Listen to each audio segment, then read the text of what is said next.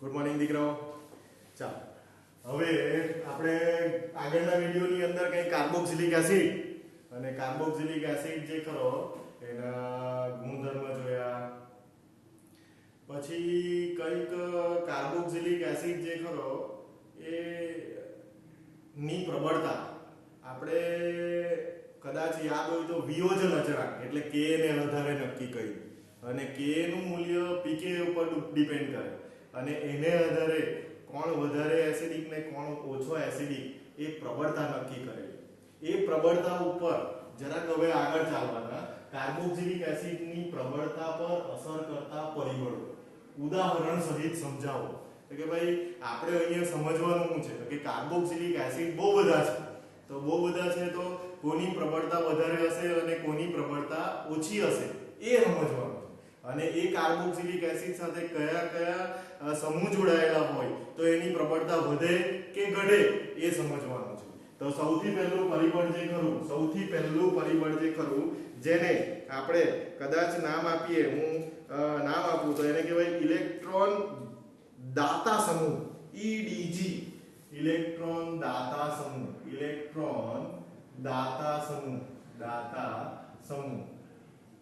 એને શોર્ટ ફોર્મમાં લખાય EDG, ઇલેક્ટ્રોન ડોનેટિંગ ગ્રુપ તરીકે ઓળખવામાં આવે. હવે જો કાર્બોક્સિલિક એસિડની અંદર કાર્બોક્સિલિક એસિડ સાથે જો ઇલેક્ટ્રોન દાતા સમૂહ જોડાયેલો હોય તો માનો કે એક્ઝામ્પલ તરીકે મેં અહીંયા લખું કે ભાઈ મારી પાસે કાર્બોક્સિલિક એસિડ છે, તો આ કાર્બોક્સિલિક એસિડ જે ખરો એમાં અહીંયા સમજવું જરૂરી, આ ઓક્સિજન પાસે એના ઇલેક્ટ્રોન હશે આટલા, આ 6 ઇલેક્ટ્રોન છે, આની પાસે બી હશે.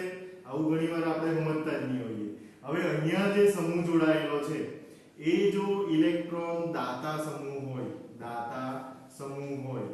બરાબર મળ્યું.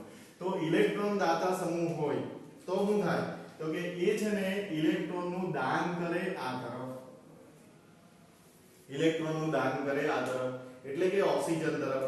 તો ઓક્સિજન ઉપર ધ્યાન આપજો, ઓક્સિજન ઉપર એટલે કયા ઓક્સિજન ઉપર તેની ચર્ચા કરીએ તો કે આ ઓક્સિજન ઉપર ઇલેક્ટ્રોનની ઘનતા વધે. ઇલેક્ટ્રોનની શું વધશે તો કે ઘનતા વધે, બરાબર ધ્યાન આપજો. એટલે કે ઇલેક્ટ્રોનની સંખ્યામાં શું થશે વધારો. હવે એસિડની એસિડિક પ્રબળતા કેવી રીતના નક્કી થાય તો કે એસિડની ધ્યાન આપજો, એસિડની એસિડિક પ્રબળતા કેવી રીતના નક્કી કરીએ આપણે. એસિડિક પ્રબળતા તો કે જે એસિડની એસિડિક પ્રબળતા જે એસિડ ધ્યાન આપજો, એસિડ સરળતાથી હાઇડ્રોજન એટલે કે H+ નું દાન કરી શકે, સરળતાથી H+ નું દાન કરી શકે તે એસિડની પ્રબળતા વધારે. બરાબર ધ્યાન આપજો. હવે શું થાય તો કે અહીંયા જો તમે ઇલેક્ટ્રોન દાતા સમૂહ જોડી દો, અહીંયા ઇલેક્ટ્રોન દાતા સમૂહ જો જોડ્યો તો એ ઇલેક્ટ્રોનનું દાન કરે ઓક્સિજન તરફ. તો ઓક્સિજનની ઉપર ઇલેક્ટ્રોનની ઘનતામાં શું થાય વધારો. હવે ઇલેક્ટ્રોનની ઘનતામાં વધારો થાય તો નેગેટિવ ચાર્જ વધે એટલે એ હાઇડ્રોજનને પકડી રાખવાનો પ્રયત્ન, પોતાની તરફ ખેંચી રાખવાનો પ્રયત્ન કરે, એમ કરીને ખેંચી રાખે. મતલબ કે આ ઓક્સિજન આ H+ ને સરળતાથી છોડી શકશે નહીં. ક્યારે નહીં છોડી શકે? જો એની સાથે ઇલેક્ટ્રોન દાતા સમૂહ જોડાયેલો હોય તો. એનો મતલબ એવો થઈ ગયો કે ઇલેક્ટ્રોન દાતા સમૂહની હાજરી એસિડની, ધ્યાન આપજો, ઇલેક્ટ્રોન દાતા સમૂહની હાજરી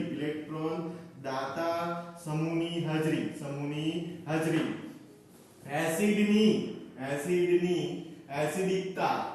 એસિડિકતા અથવા એસિડની પ્રબળતા ઘટાડે. આ વાક્ય જે કરું તે ઇલેક્ટ્રોન દાતા સમૂહની હાજરી એસિડની એસિડિકતા શું કરી નાખે તો કે ઘટાડી નાખે. એનો મતલબ એવો થઈ ગયો કે જે એસિડ સાથે ઇલેક્ટ્રોન દાતા સમૂહ જોડાયેલા હોય તો એસિડની એસિડિકતા જે ખરી તે ઘટે. હવે સવાલ એ થઈ જાય કે હારા ઇલેક્ટ્રોન દાતા સમૂહ કયા તો કે તેની ચર્ચા કરીએ. ઇલેક્ટ્રોન દાતા સમૂહ જે ખરા તે કયા ભાઈ તો કે ઇલેક્ટ્રોન દાતા સમૂહ એમ તો બહુ, પણ અહીંયા ચોપડીની અંદર તમને આપેલા મિથાઇલ સમૂહ હું આપેલો હશે મિથાઇલ. બીજો લખેલો છે CH3CH2 સમૂહ, ઇથાઇલ સમૂહ કહેવાય આને મિથાઇલ કહેવાય અને ઇથાઇલ કહેવાય. પછી બી લખીએ CH3 ટ્વાઇસ અને CH, બરાબર. પછી હું લખું, ધ્યાનથી જોજો, પછી હું લખું CH3 થ્રાઇસ અને C. આવા કઈક સમૂહ મેં લખ્યા. ચોપડીની અંદર બી આપેલા હશે, તમે ચોપડીની અંદર બી જોતા રહેજો. આ બધા ઇલેક્ટ્રોન દાતા સમૂહ, આ બધા શું છે? ઇલેક્ટ્રોન દાતા સમૂહ. હવે એ ઇલેક્ટ્રોન દાતા સમૂહની અંદર મેં કઈ કામ કરું તે જોજો, બરાબર. તો આમાં હું બતાવ્યું તો કે આમાં કોની ઇલેક્ટ્રોન દાતા સમૂહ જે ખરા, આ પણ મિથાઇલ પણ, ઇથાઇલ પણ, આઇસોપ્રોપાઇલ પણ, ટર્સરી બ્યુટાઇલ પણ. તો આ આઇસોપ્રોપાઇલ કહેવાય, આ ટર્સરી બ્યુટાઇલ કહેવાય. લખવું એટલે લખી શકો, આને કહેવાય મિથાઇલ, આને કહેવાય ઇથાઇલ, આને આઇસોપ્રોપાઇલ અને આને ટર્સરી બ્યુટાઇલ કહેવાય. તો આ જે સમૂહ છે એ ઇલેક્ટ્રોન દાતા સમૂહ છે. તો આ મેં લેસ ધેન કર્યું, એ હું કર્યું તો કે આની ઇલેક્ટ્રોન દાતા અસર વધારે, મતલબ એની ઇલેક્ટ્રોન દાન કરવાની ક્ષમતા વધારે.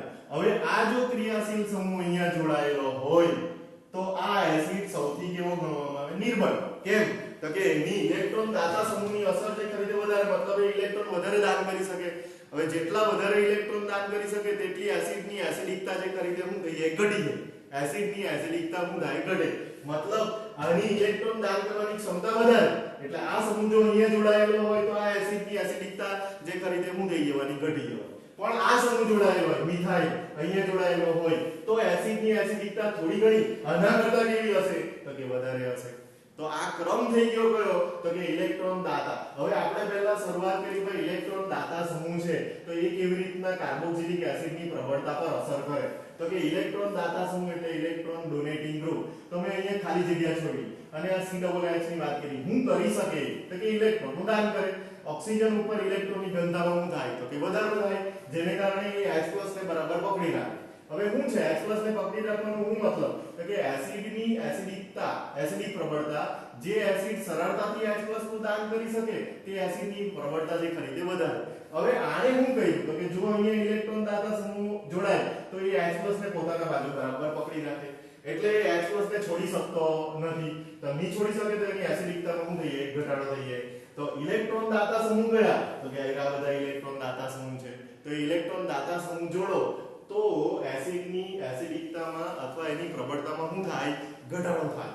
આ પહેલો મુદ્દો આપણે જોયો. આ પહેલો મુદ્દો જોયો એટલે કે પહેલું પરિબળ જોયું જેને આપણે ઇલેક્ટ્રોન દાતા સમૂહ કહીએ, ઇલેક્ટ્રોન ડોનેટિંગ ગ્રુપ તરીકે ઓળખાવીએ. ઓકે, હવે મેં આ કાઢ નાખવાનો છું. એક્ઝામ્પલ તરીકે તમને કદાચ લખું તો લખી શકું, તમારે લખવું હોય તો લખી શકો તમે પણ. જો CH3COOH હું લખીશ એટલે તમને ખબર પડી જશે. હું લખ્યું મેં COOH સાથે મેં CH3 જોડ્યું આવ્યું. હવે મેં જોડું CH3 CH2 COOH એટલે મેં જોડ્યું આવ્યું. ધ્યાન આપો. પછી મેં લખું CH3 ટ્વાઇસ ટાઈમ અને CH અને પછી લખું COOH, મતલબ મેં આ જોડ્યું. અહીંયા COOH જોડ દેવાનું. હવે અહીંયા મેં લખું CH3 ટ્વાઇસ ટાઈમ અને C અને COOH. તો આ જોડ્યું આવ્યું. અહીંયા મેં COOH જોડી દીધો. તો હવે કોની પ્રબળતા વધારે આપણને પૂછવામાં આવે કે ભાઈ કોની પ્રબળતા વધારે અને કોની પ્રબળતા ઓછી, એવો ક્રમ આપણને કહેવામાં આવે તો આની એસિડિક પ્રબળતા જે ખરી તે વધારે હશે. આની એસિડિક પ્રબળતા સૌથી ઓછી હશે. કેમ તો કે એની પાસે જે ક્રિયાશીલ સમૂહ છે એ ઇલેક્ટ્રોન દાતા સમૂહની પ્રબળતા એની વધારે, એટલે એની એસિડિકતા જે ખરી તે સૌથી થઈ જાય, ઓછી થઈ જાય. તો આ ક્રમ તમે એની અંદર આપી શકો. એક્ઝામ્પલ તરીકે તમે ક્રમ આપી શકો. તો કોની એસિડિકતા વધારે છે એનો ક્રમ બી તમે સમજાવી શકો. આટલા મુદ્દા કવર થવા જોઈએ.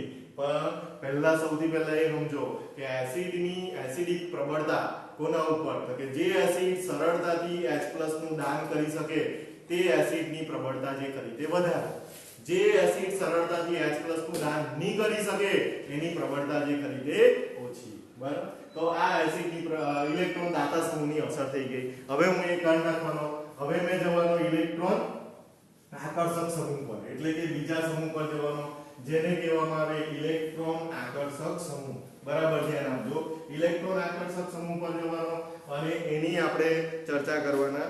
નંબર 2 હું નંબર 2 આપું, એને કહેવાના આપણે ઇલેક્ટ્રોન આકર્ષક સમૂહ. ઇલેક્ટ્રોન આકર્ષક સમૂહ. બરાબર, ધ્યાન આપજો. આકર્ષક સમૂહ. અને એને કહેવાય EWG એટલા માટે કહેવાય કે એને કહીએ ઇલેક્ટ્રોન વિથડ્રોઈંગ ગ્રુપ. વિથડ્રોઈંગ એટલે ઇલેક્ટ્રોન ખેંચી લે. બરાબર ધ્યાન આપો. બહુ સરસ મજાની વાત જે ખરી આપણે જાણવા જઈ રહેલા છે અહીંયા.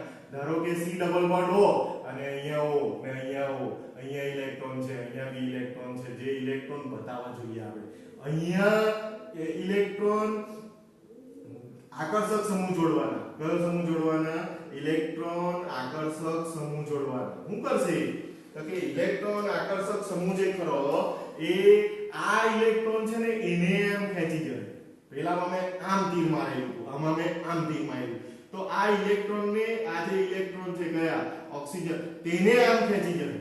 મતલબ શું થઈ ગયો તો કે આ ઓક્સિજન ની આના પ્રત્યેનું આકર્ષણ ઘટી જશે અને સરળતાથી આમાંથી સરળતાથી શું થઈ શકે? H+ નું દાન થઈ શકે. હવે આપણે જાણીએ કે જે એસિડ સરળતાથી H+ નું દાન કરે એની એસિડિક પ્રબળતા જે ખરી તે વધારે. હવે તમે સમજી ગયા કે ઇલેક્ટ્રોન આકર્ષક સમૂહ જો અહીંયા જોડાયેલો હોય તો આ એસિડની પ્રબળતા જે ખરી તે વધે. એસિડની પ્રબળતા વધે. હવે આપણી પાસે સવાલ એ થઈ ગયો ભાઈ ઇલેક્ટ્રોન આકર્ષક સમૂહ કયા? તો કે ચોપડીની અંદર તમને બે ચાર જે ખરા તે જોઈન કરેલા છે. જેમ કે F, પછી Cl, પછી Br, પછી I અને પછી pH. pH એટલે ફિનાઇલ સમૂહ. આવા તમને સમૂહ કેટલાક લખેલા છે. આ ઇલેક્ટ્રોન આકર્ષક સમૂહ છે. આ ઇલેક્ટ્રોન આકર્ષક સમૂહ છે અને એ ઇલેક્ટ્રોન આકર્ષક સમૂહની હાજરીને કારણે એસિડની એસિડિકતા જે ખરી તે શું થઈ જાય?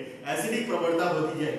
એસિડિક પ્રબળતા વધી જાય મતલબ શું? F અહીંયા મૂકું, Cl અહીંયા મૂકું, Br અહીંયા મૂકું, I અહીંયા મૂકું અને pH. pH એટલે ફિનાઇલ સમૂહ. ફિનાઇલ એટલે કે C6H5 સમૂહ મૂકું તો એ ક્રમ જે ખરો તે તમે બતાવી શકો. હવે જુદા જુદા હેલોજન જોડવાના હોય તો એ કોઈ વાંધો નહીં મળે તો તે બી આપણે બતાવી શકીએ અને એક જ પ્રકારના હેલોજન જોડવાના હોય તેની બી આપણે ચર્ચા કરવું તો ચર્ચા કરીએ. મેં અહીંયા લખું એકાદ એક્ઝામ્પલ તરીકે જોજો, ધ્યાનથી જોજો. તો હા, એકાદ એક્ઝામ્પલ તરીકે લખું મેં F અને ક્રમ લખતો છું મેં એ જોજો. તો ક્રમ લખું મેં F, પછી લખું CH2 COOH અને ફ્લોરો એસિડિક એસિડ કહેવાય. હું કહેવાશે ફ્લોરો. પછી મેં લખું Cl CH2 COOH chloro acidic acid કહેવાય. આને કહેવાય Br CH2 COOH એને કહેવાય બ્રોમો એસિડિક એસિડ. પછી I CH2 COOH iodo acidic acid કહેવાય અને પછી C6H5 COOH બેન્ઝોઇક એસિડ કહેવાશે. ફિનાઇલ સમૂહ જોઈ લો. pH જોઈ લો. pH એટલે ફિનાઇલ સમૂહ જોઈએ. ચોપડીની અંદર pH શબ્દ લખેલો છે, આપણે બી pH લખીએ અથવા ફિનાઇલ સમૂહ તમે એક હાઇડ્રોજન લખવાનો પેલું લખવાનો રહી ગયો, CH2 લખવાનો રહી ગયો અહીંયા તો તે બી જોઈ લેજો જરા. એટલે અહીંયા થશે CH2 COOH. ઓકે, આ તમારો ફિનાઇલ સમૂહ થઈ ગયો. હવે આપણે એસિડની પ્રબળતા તો તેનો ક્રમ તો મેં તમને કહી દીધો. મતલબ અહીંયા બી તમે ક્રમ જે ખરો તે બતાવી શકો. આ ક્રમ જે ખરો તે તમે શું કરી દીધો? બતાવી દીધો. તો કે ભાઈ કયા એસિડની પ્રબળતા વધારે? ફ્લોરીન જોડાયેલો હોય તો વધારે હોય. હવે આમાં ક્યારેક જે ડબલ અને નીટની અંદર આવો સવાલ જ્યારે પૂછાઈ જાય ત્યારે એવું બને ઘણી વખત કે ક્લોરીન અને ફ્લોરીનની અંદર ક્વેશ્ચન માર્ક આવે. તો આપણે 11મા ધોરણમાં એવું ભણેલા કે આ જે ક્લોરીન છે એની ઇલેક્ટ્રોન મેળવવાની એટલે કે એની ઇલેક્ટ્રોન પ્રાપ્તિ એન્થાલ્પીનું મૂલ્ય જે ખરું એ ફ્લોરીન કરતા વધારે હોય. એટલે ક્લોરીનની ઇલેક્ટ્રોન પ્રાપ્તિ એન્થાલ્પી ઇલેક્ટ્રોન મેળવવાની એન્થાલ્પી જે ખરી તે વધારે હોય અને તે તમે જાણો છો કે એનો પરમાણુ ક્રમાંક 17 નાનો ન હોય એટલે પહેલામાં ક્લોરીનમાં ડી કક્ષક આવે. ઇલેક્ટ્રોન મેળવવાની વૃત્તિ વધારે છે એટલે આની પ્રબળતા કોઈ વખત તમને વધારે આપેલી હોય. આની પ્રબળતા ક્લોરીન કરતા પણ એનું રીઝન છે અને એ રીઝન આપણે ભણેલા છે 11મા ધોરણની અંદર કે ક્લોરીનની પ્રબળતા જે ખરી તે શું છે? વધારે છે. હવે બીજો વસ્તુ કે ભાઈ એક જ પ્રકારના હેલોજન મેં જોડું એની અંદર કે એક જ પ્રકારના હેલોજન જોડું પણ એકથી વધારે. જેમ ઇલેક્ટ્રોન આકર્ષક સમૂહની સંખ્યા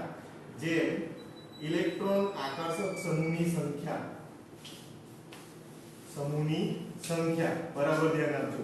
જેમ આ ઇલેક્ટ્રોન આકર્ષક સમૂહની સંખ્યા વધે તેમ એસિડની એસિડિક પ્રબળતા વધે. પ્રબળતા વધે. હવે આ શબ્દ જે લખ્યો તેને આધારે બી આપણે ચર્ચા કરી લઈએ. તો એ ચર્ચા જે કરી તે તમે જોઈ લો. તો કે ભાઈ મેં અહીંયા લખું Cl3 અને પછી C અને પછી COOH, પછી Cl2 CH COOH અને પછી લખું Cl CH2 COOH. તો તમે જોશો કે આની અંદર મેં Cl કેટલા લખ્યા તો કે 3. જોઈ લો અહીંયા લખ્યા 2, અહીંયા લખ્યો 1. હવે આપણે જાણતા છે મેં હું લખ્યું જેમ ઇલેક્ટ્રોન આકર્ષક સમૂહની સંખ્યા વધે તેમ મતલબ આની પ્રબળતા વધારે. આ ક્રમ બી તમે આપી શકો. બહુ અગત્યનો ક્રમ જે કરો તે આવ્યો. હજુ એક વસ્તુ મારે જોવાની છે જે મેં તમને બતાવું. હજુ એક વસ્તુ કે ભાઈ હેલોજનની સંખ્યા સાથે હેલોજન જે ખરો તે કાર્બોક્સિલિક સમૂહથી જેમ જેમ દૂર જતો જાય તેમ તેમ એની એસિડિક પ્રબળતા જે ખરી તે ઘટતી જાય. મતલબ શું થઈ ગયો તો કે સ્થાન જે ખરું ઇલેક્ટ્રોન આકર્ષક સમૂહનું સ્થાન COOH ની નજીક હોવું જોઈએ. જો નજીક નહીં હોય તો સમજી ગયા તમે. તો નજીક નહીં હોય તો પ્રબળતામાં શું થઈ જાય તો કે ઘટાડો થઈ જાય. એટલે ઇલેક્ટ્રોન આકર્ષક સમૂહ દૂર જવો જોઈએ નહીં. દૂર જાય તો ઘણું બધું થાય. તો અહીંયા જોજો આપણે એને વાક્ય રચના લખીશું કે અંતર